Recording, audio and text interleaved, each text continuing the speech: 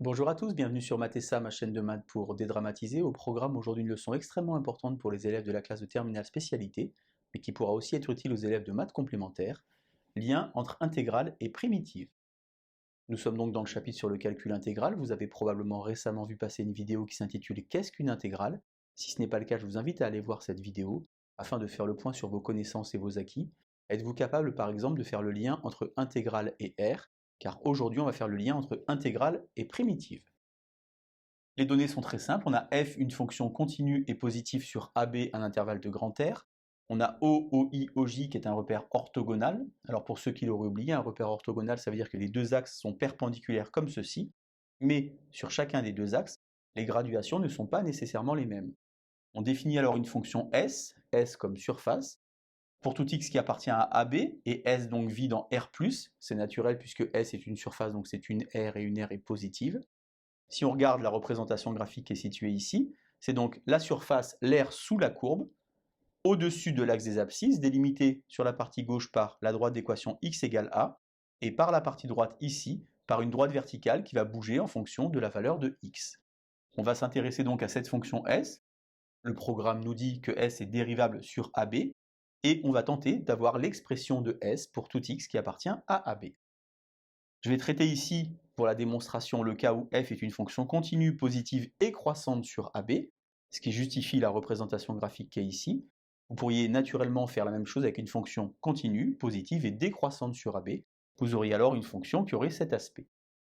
On a donc ici A, B, j'ai posé x0 à cet endroit-là, et x0 plus h ici, ce qui signifie que la représentation graphique que j'ai ici est valable avec h positif. On va différencier les deux cas, le cas où h est positif et le cas où h est négatif. Alors on va déjà s'intéresser à S de x0 plus h. Qu'est-ce que ça veut dire? Et bien finalement c'est la surface qui est délimitée par la représentation graphique de la fonction, l'axe ici des abscisses, la droite x égale a, et puis la droite ici x égale x0 plus h. Si j'étudie la différence entre S de x0 plus h et S de x0, il va me rester finalement cette partie, cette surface que je vous ai colorée ici, puisque S de x0, ça va aller de x égale a ici à x égale x0 ici. Alors attention, extrêmement dangereux, cette surface qui est ici n'est pas un trapèze, car la partie supérieure de cette surface est représentée par la représentation graphique de la fonction. On va donc encadrer cette différence, cette surface, grâce à deux rectangles que vous voyez ici. On a ici un rectangle qui va donc minorer cette surface rouge, et un rectangle qui est ici qui va majorer cette surface rouge. Le petit rectangle qui minore, il a pour longueur ici f de x0, et pour largeur, la différence entre x0 plus h et x0, c'est-à-dire finalement petit h. On a donc ici h, f de x0, et le rectangle qui majore cette surface a donc pour longueur ici f de x0 plus h, et pour largeur h.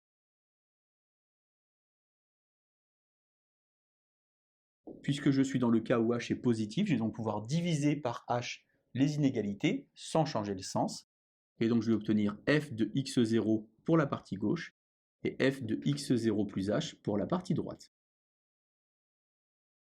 Alors je sais que la fonction f est continue sur l'intervalle AB, ça veut donc dire qu'elle est continue en particulier en x0, et donc que la limite de f de x0 plus h lorsque h tend vers 0, ça vaut f de x0. Je vais donc pouvoir ici invoquer le théorème des gendarmes, le fameux théorème d'encadrement, puisque f de x0 est ici un nombre qui ne bouge pas, et ici on vient de voir que la limite de cette chose-là c'était f de x0.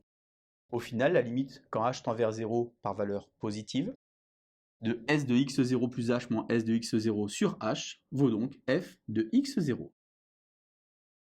Je vais maintenant m'intéresser au cas où h est négatif. Alors j'ai pas refait la représentation graphique, mais si vous avez h qui est négatif, ça veut donc dire que les rôles de x0 plus h et x0 sont inversés, ou bien si vous voulez vous rassurer, vous mettez votre x0 plus h ici sur la partie gauche.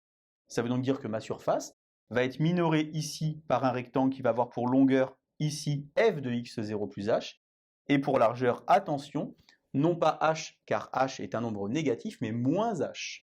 J'ai donc ici moins h f de x0 plus h, et pour majorer cette différence, à cet endroit-là, je vais avoir donc moins h fois f de x0. Alors peut-être que certains parmi vous se demandent pourquoi c'est écrit à l'envers. Eh bien tout simplement parce que puisque h est négatif, s de x0 est plus grand que s de x0 plus h, et donc j'ai s de x0 moins s de x0 plus h. Je vais donc maintenant diviser ici les inégalités par moins h, et puisque h est négatif, et bien moins h va être positif, on ne va donc pas changer le sens des inégalités. J'ai donc ici f de x0 plus h, et ici f de x0. Pour retrouver ma notation de tout à l'heure et pour que ce soit un peu plus joli, eh bien le petit moins qui est au dénominateur, je vais l'affecter au numérateur et donc changer l'ordre de la soustraction. Ça va naturellement pas impacter les bornes ici. J'ai donc f de x0 plus h comme minorant et f de x0 comme majorant.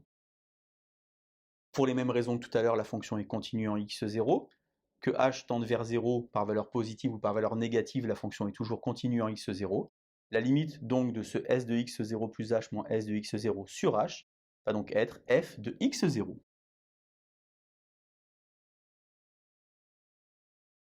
Je reconnais donc ici le nombre dérivé pour la fonction s que j'avais défini tout à l'heure.